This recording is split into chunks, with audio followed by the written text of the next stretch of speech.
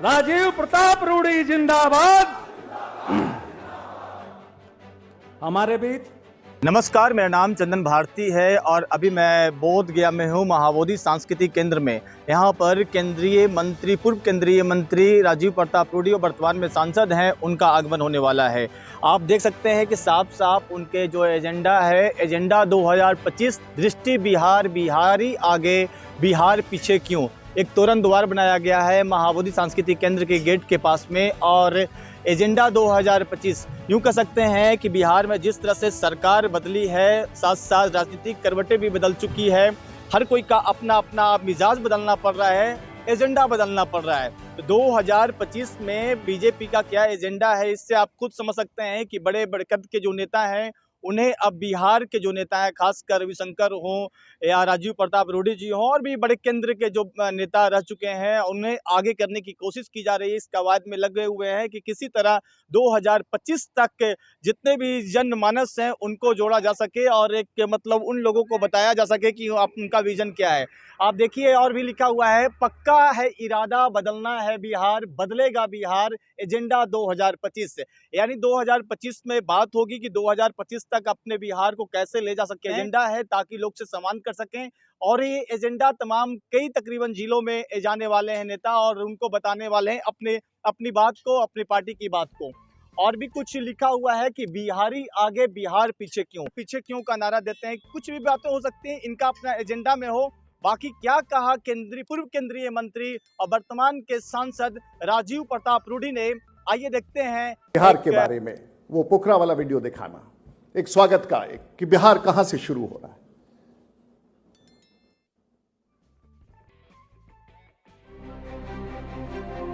भारतवर्ष का सबसे गौरवशाली साम्राज्य मगध और 2500 साल से मगध की राजधानी पाटलिपुत्र पटना, भारत के इतिहास के सबसे स्वर्णिम पन्नों में लिप्त है बिहार। रामायण काल में इसी धरती पर जन्मी थी मां सीता। इसी धरती ने दुनिया को पहला सम्राट दिया। लिच्छवी राजाओं ने दुनिया को पहला गणराज्य दिया। इसी धरती पर वाल्मीकि ने मूल रामायण की रचना की। इसी मिट्टी ने गौतम को ज्ञान दिया और गौतम बुद्ध बनाया। इसी मिट्टी पर नालंदा और विक्रमशिला जैसे विश्वविद्यालयों ने दुनिया भर के लोगों को संस्थागत शिक्षा दी।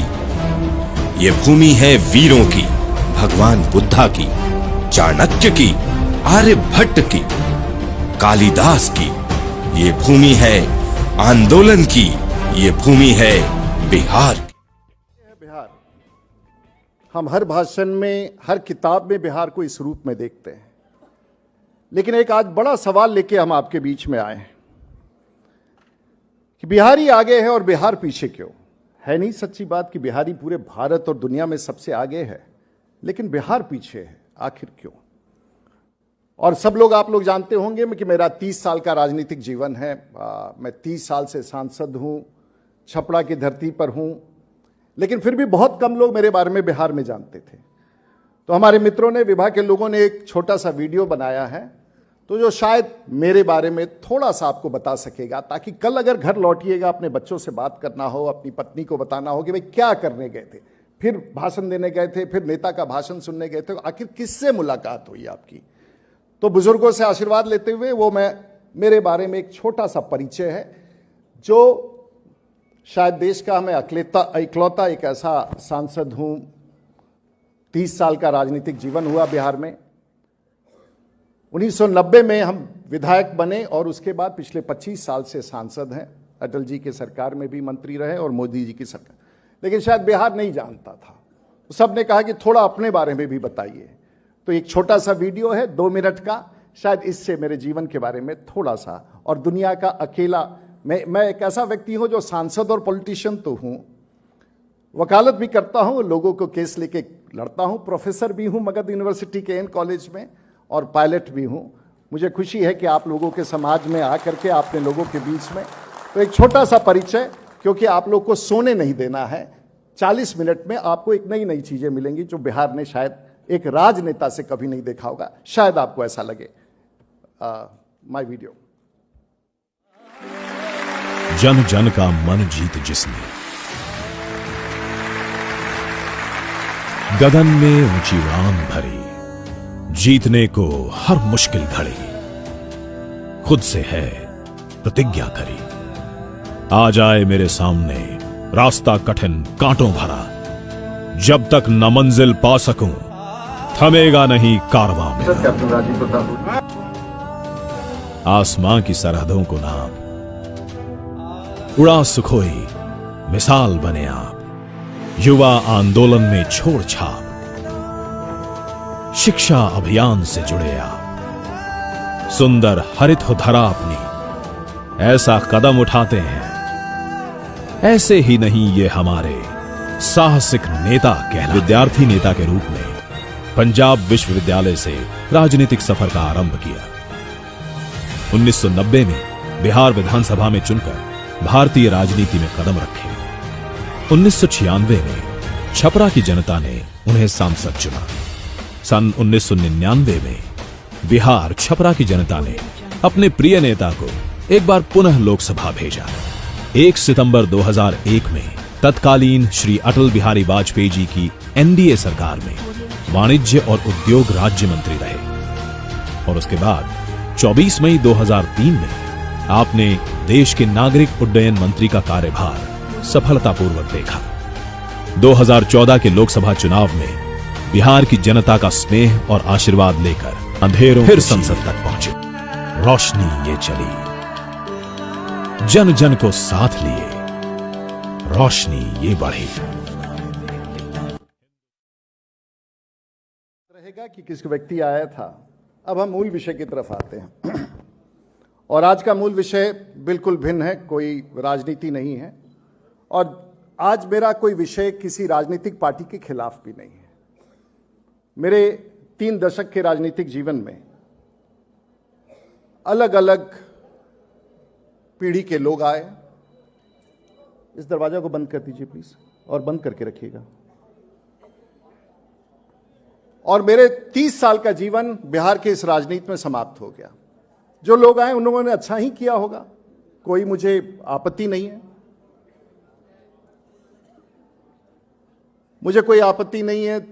लेकिन हम आपको बिहार के बारे में एक ऐसी चीज आज बता के जाएंगे जो शायद आपके मन को कौंधाएगा। बिहार को सब लोगों ने बांटा है और कभी भी या तो समाज को बांटा है या भौगोलिक रूप से बांटा है। और सत्ता में रहने के लिए लोग, हमारे जैसे लोग, हम लोग पॉलिटिशियन लोग हैं, हम लोग सत्ता में रहने के लिए बांटते हैं।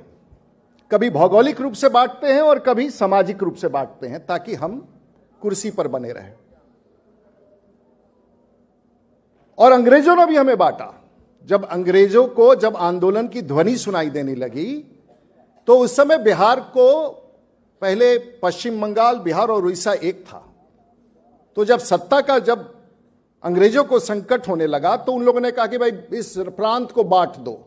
तो 1911 में उड़ीसा, बिहार और पश्चिम बंगाल अंग्रेजों ने बांटा।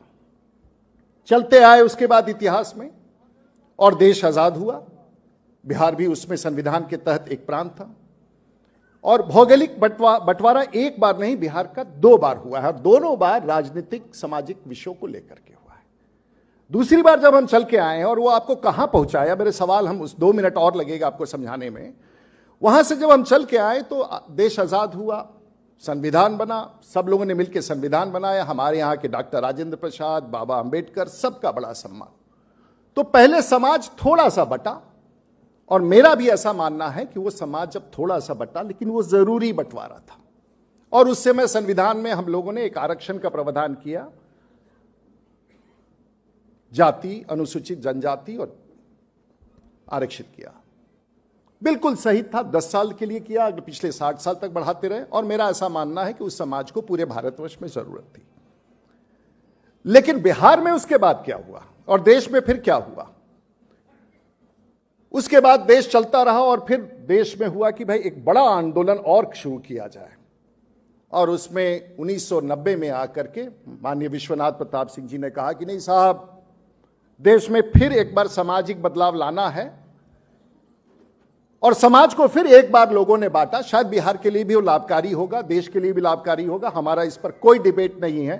और हमारा कोई नेगेटिव टिप्पणी नहीं है, और कोई भी पत्रकार इसको नेगेटिव ना माने, इसे विश्लेषण समझे, क्योंकि यह मंच राजनीतिक नहीं है और यह मंच बिहार के है।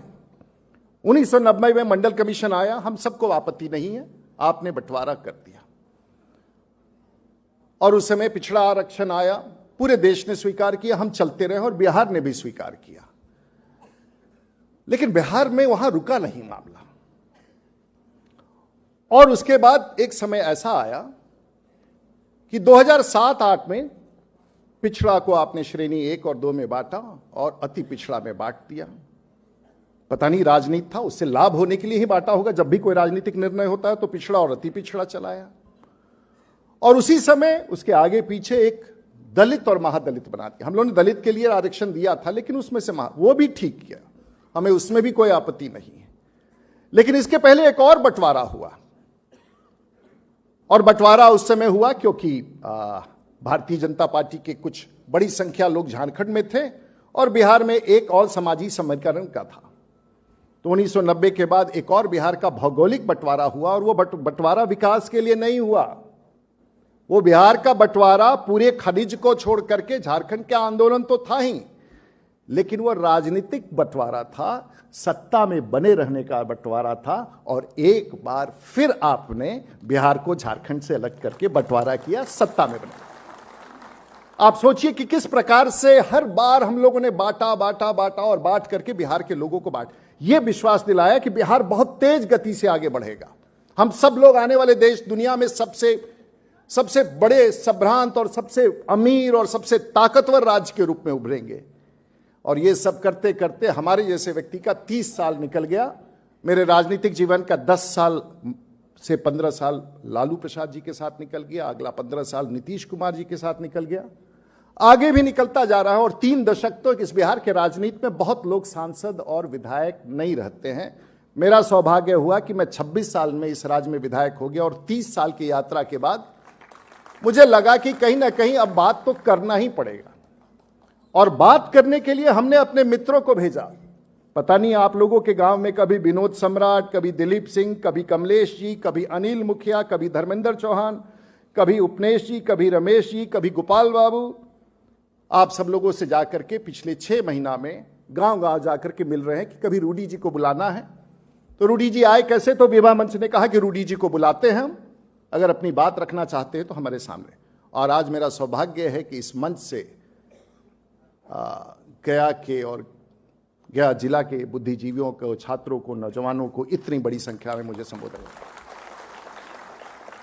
तो बिहार तो आपने बांटा, लेकिन 30 साल में बिहार को किस नतीजे पर पहुंचे? तो आज एक बहुत ही एकेडमिक आपको मैं देखिए, बिहार, सब लोग कहता है कि बिहार में फलाना नहीं हुआ, फलाना नहीं हुआ, फलाना होना चाहिए। बिहार कैसे छूट गया? बिहार के पिछड़ेपन के बारे में किसी ने आपको बताया नहीं, अखबार में कुछ लिख दिया, कहीं किसी ने एडिटोरियल लिख दिया, किसी नेता ने तो आज मेरे सामने प्रत्यक्ष रूप से देखिए कि सचमुच बिहार कहां खड़ा है। और यह मेरा नहीं है, यह भारत सरकार के नीति आयोग का रिपोर्ट है। उसको भी आप कह दीजिए बेकार है, हमको उसमें भी तकलीफ नहीं है।